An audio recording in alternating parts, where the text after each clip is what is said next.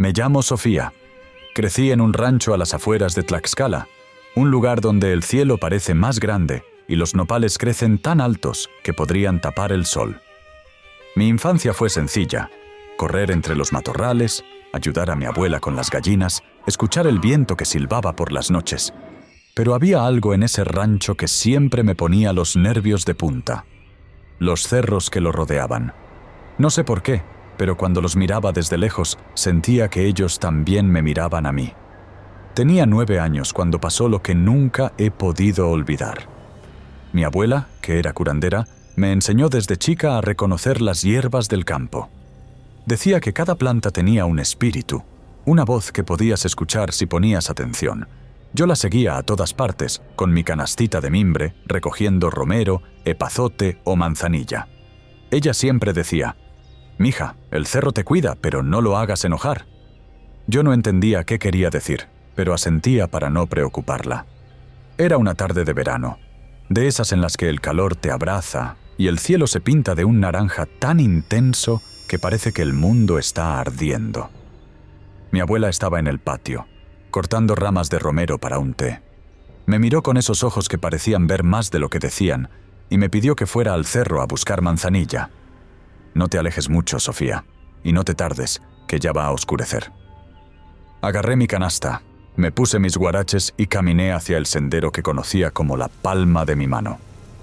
El camino al cerro era angosto, flanqueado por matorrales y piedras lisas que brillaban bajo el sol. Mientras avanzaba, el crujir de la tierra bajo mis pies era el único sonido, mezclado con el zumbido lejano de los insectos. El aire olía a polvo y a hierba seca. Todo parecía normal, como cualquier otro día. Pero entonces, cuando el sol empezó a esconderse detrás de los cerros, noté algo que me hizo detener el paso.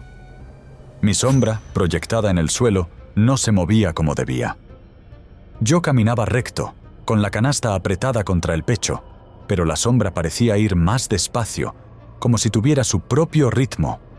Me paré en seco, con el corazón latiendo fuerte. La sombra también se detuvo.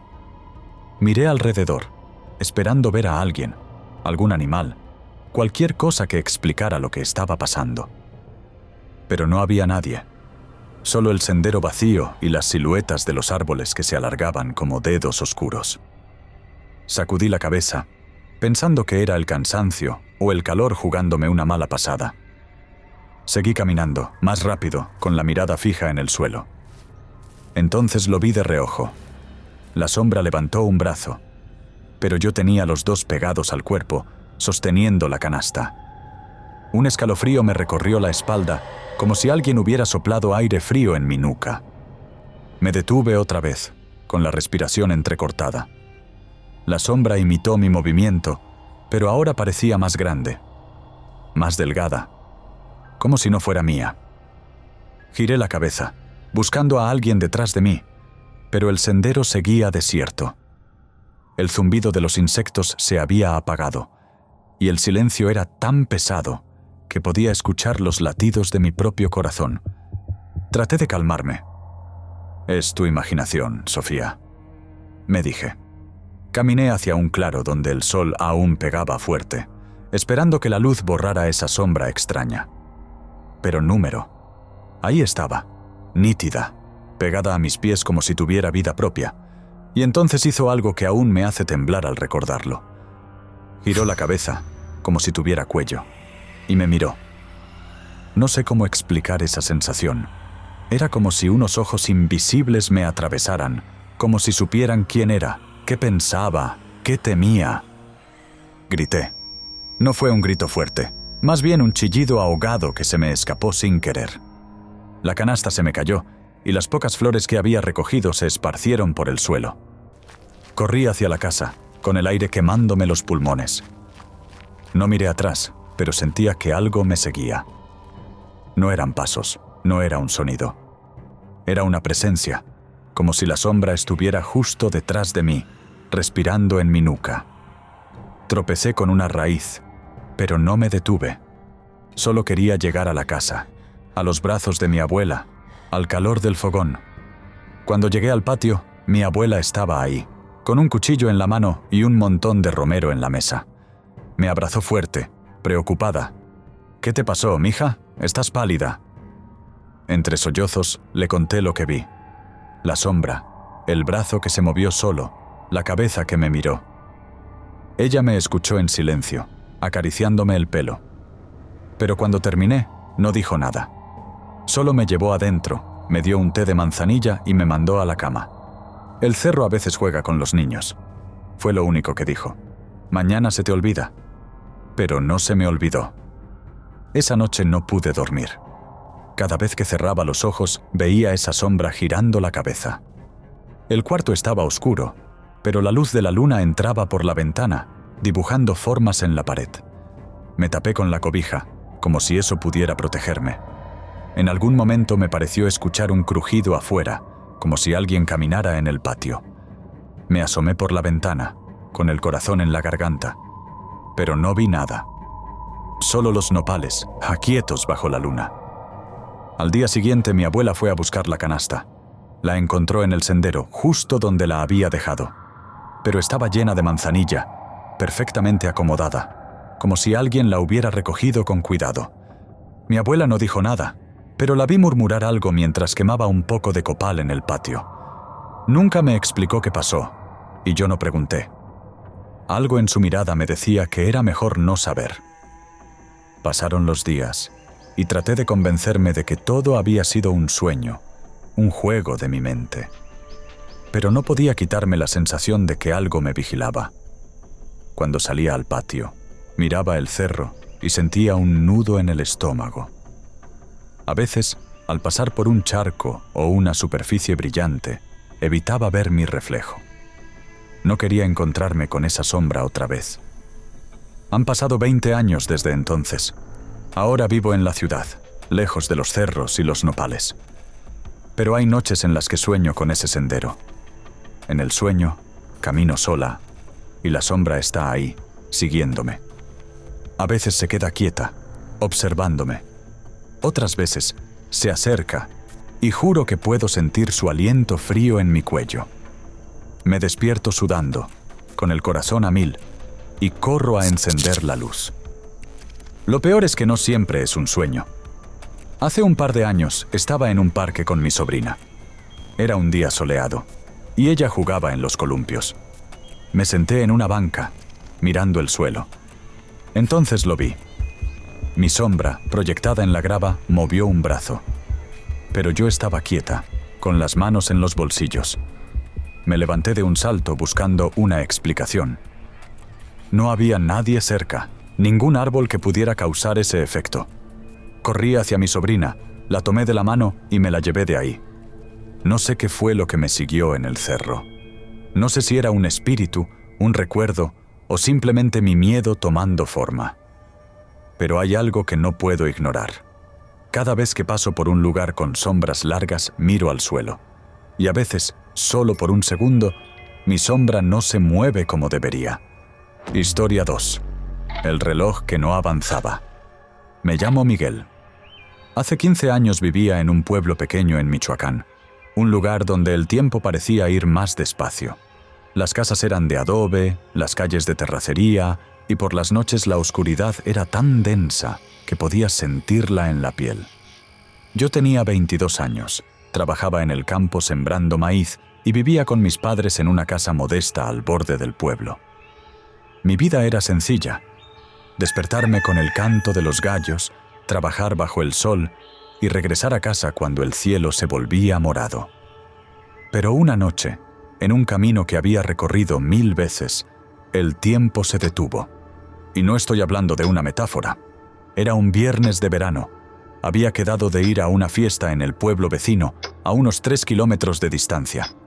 No tenía coche, así que decidí ir a pie, como siempre. Agarré una linterna vieja, me puse mi chamarra y revisé el reloj de pulsera que mi papá me había regalado años atrás. Era uno de esos relojes antiguos, con manecillas que hacían un leve tic-tac y una carátula gastada por el tiempo. Marcaba las 8:30 de la noche cuando salí de casa. La luna estaba llena, iluminando el camino de tierra flanqueado por milpas altas y un río que murmuraba a lo lejos. El aire olía a maíz y a humedad, y todo parecía normal. Caminé con paso firme, tarareando una canción para espantar el silencio. El camino era recto, sin desvíos, y lo conocía de memoria. Pasaba por un letrero viejo que marcaba la distancia al pueblo, un puente pequeño sobre el río y un árbol torcido que todos usábamos como referencia. La linterna apenas la usaba. La luna era suficiente. Pero unos 10 minutos después, algo me hizo mirar el reloj. Eran las 8:47 de la noche. No le di importancia y seguí caminando, con el crujir de la grava bajo mis botas como único sonido. Unos pasos más adelante, volví a mirar el reloj por instinto. Seguía marcando las 8:47. Fruncí el ceño. Pensé que se había parado, así que le di unos golpecitos con el dedo. Nada. Las manecillas estaban quietas, como clavadas. Me detuve en medio del camino, confundido. El aire se sentía más frío de repente y el murmullo del río se había apagado. Miré alrededor, esperando ver algo que explicara esa sensación extraña que me apretaba el pecho. Las milpas estaban quietas, aunque no había viento. Los árboles parecían más cerca del camino, como si se hubieran movido cuando no miraba. Sacudí la cabeza, tratando de no pensar tonterías. Se descompuso el reloj, nada más, me dije. Guardé la linterna en el bolsillo y seguí caminando, más rápido. Pero no podía ignorar la sensación de que algo no estaba bien. Cada pocos pasos miraba el reloj. Siempre las 8:47. Era como si el tiempo se hubiera congelado, pero yo seguía avanzando. El silencio era tan profundo que podía escuchar mi propia respiración, entrecortada, como si el aire pesara más. Entonces lo escuché. Un crujido a mi izquierda, en la milpa. Era un sonido seco, como si alguien hubiera pisado una rama. Apunté la linterna hacia los tallos, pero la luz apenas alcanzaba a iluminar. No vi nada, solo maíz meciéndose ligeramente, aunque no había brisa. «Es un tejón o un perro», pensé, aunque no sonaba como un animal. Era un ruido lento, deliberado. Me quedé quieto, esperando otro sonido. Nada, pero la sensación de que alguien me observaba era insoportable. Sentía unos ojos clavados en mi nuca, aunque no había nadie. Aceleré el paso, casi corriendo. El camino parecía más largo de lo normal, como si la distancia al pueblo se hubiera estirado. Miré el reloj otra vez. Las 8:47. Empecé a sudar, no por el calor, sino por el miedo que crecía dentro de mí. El crujido volvió, esta vez más cerca, como si lo que fuera que estaba en la milpa caminara a mi ritmo. No me atreví a mirar. Solo apreté la linterna y seguí adelante, rezando por llegar al puente. Cuando por fin vi el letrero viejo que marcaba el cruce, sentí un alivio momentáneo. Pero al acercarme, me di cuenta de que algo estaba mal. El letrero no estaba ahí. En su lugar, colgado en un árbol, había un reloj de pared. Era idéntico al que teníamos en la sala de mi casa, con números romanos y un péndulo que no se movía. Marcaba las 8:47. Sentí que el suelo se me iba. Mi corazón latía tan fuerte que pensé que se me iba a salir del pecho. ¿Cómo podía estar ese reloj ahí? ¿Quién lo había puesto? Me acerqué, temblando, con la linterna apuntando al árbol. El reloj parecía fuera de lugar, como si no perteneciera a este mundo. La madera estaba gastada, pero brillaba bajo la luna, y las manecillas estaban quietas, congeladas. Intenté tocarlo, pero mi mano se detuvo a medio camino. Algo en mi cabeza me gritaba que no lo hiciera. Entonces escuché otro crujido, esta vez detrás de mí. Giré la linterna, pero no vi nada. Solo la milpa, inmóvil, y el camino vacío. Pero juro que sentí un aliento frío en mi hombro, como si alguien estuviera a centímetros de mí. Corrí. No sé cuánto tiempo corrí, pero mis piernas ardían y mis pulmones se sentían a punto de colapsar. Los crujidos me seguían, ahora desde ambos lados del camino, como si lo que fuera que estaba ahí corriera conmigo. No miré atrás. No podía. Solo quería llegar al pueblo, ver las luces, escuchar voces. Cuando por fin vi el resplandor de las lámparas del salón donde era la fiesta, casi lloro de alivio. Entré tambaleándome, con la ropa pegada al cuerpo por el sudor. Mis amigos me miraron raro. «¿Qué te pasó, Miguel? Pareces muerto». No supe qué decir. Me senté en una esquina, tratando de calmarme. Miré mi reloj. Ahora marcaba las 9:15, como si nada hubiera pasado. Las manecillas se movían normalmente, con su tic-tac familiar. La música de la banda retumbaba, la gente bailaba, pero yo no podía concentrarme. Mi cabeza seguía en ese camino, en ese reloj colgado en el árbol. Esa noche, al volver a casa con unos amigos, pasé por el mismo cruce. El letrero estaba ahí, como siempre, oxidado y torcido. No había ningún reloj. Busqué en el árbol, en el suelo, pero no encontré nada. Mis amigos se rieron, pensando que estaba borracho. No insistí. ¿Cómo les explicaba algo que ni yo entendía? Cuando llegué a casa, le conté a mi mamá que el reloj se había parado. Ella se encogió de hombros y dijo que ya estaba viejo, que lo llevara a arreglar.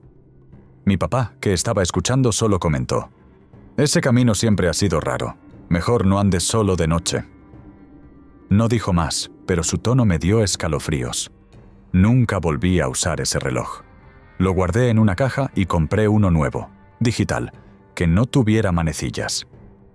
Han pasado 15 años y aún evito ese camino. Me mudé al centro del pueblo, donde hay más luz y ruido. Pero hay noches en las que sueño con esa noche. En el sueño, estoy parado frente al reloj del árbol y las manecillas empiezan a girar al revés. Los crujidos vuelven y siento esa presencia detrás de mí cada vez más cerca. Me despierto con un grito ahogado, buscando la luz.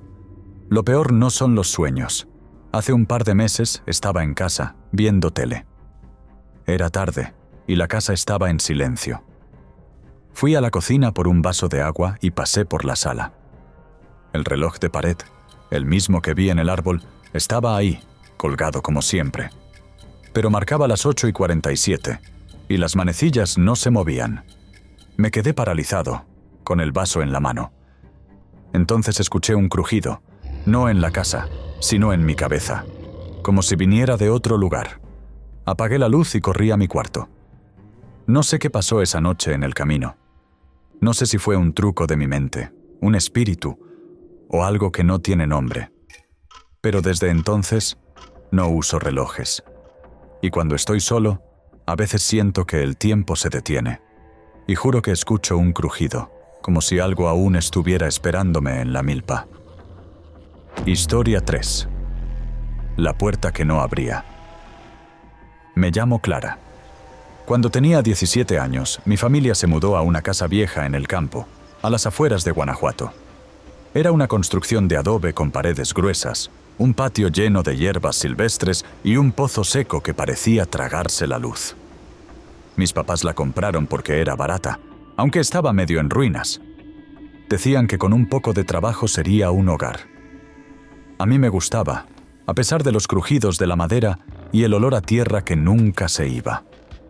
Había algo en esa casa que me atraía, como si guardara historias que nadie había contado. Pero también había algo que me ponía los nervios de punta. Una puerta en el sótano que nunca abrimos. La casa era grande para lo que costó, con un corredor largo, cuartos con techos altos y un sótano al que se llegaba por una escalera de piedra. El sótano era pequeño, apenas un cuarto con paredes de tierra húmeda y un foco que parpadeaba como si estuviera a punto de apagarse. Olía a moho, a algo viejo que no quería ser molestado. Al fondo, medio escondida en la penumbra, estaba la puerta. Era de madera podrida, con bisagras oxidadas y un candado tan corroído que parecía que se rompería con tocarlo. Mi papá decía que probablemente llevaba a un cuarto de herramientas o a un almacén olvidado. Algún día lo abrimos.